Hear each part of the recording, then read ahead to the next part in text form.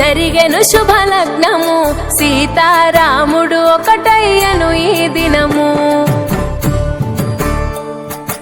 7 అడుగుల పయనము ఒకరికొకరు సొంతము కలిసి మెలిసి సాగను ఈ జీవితము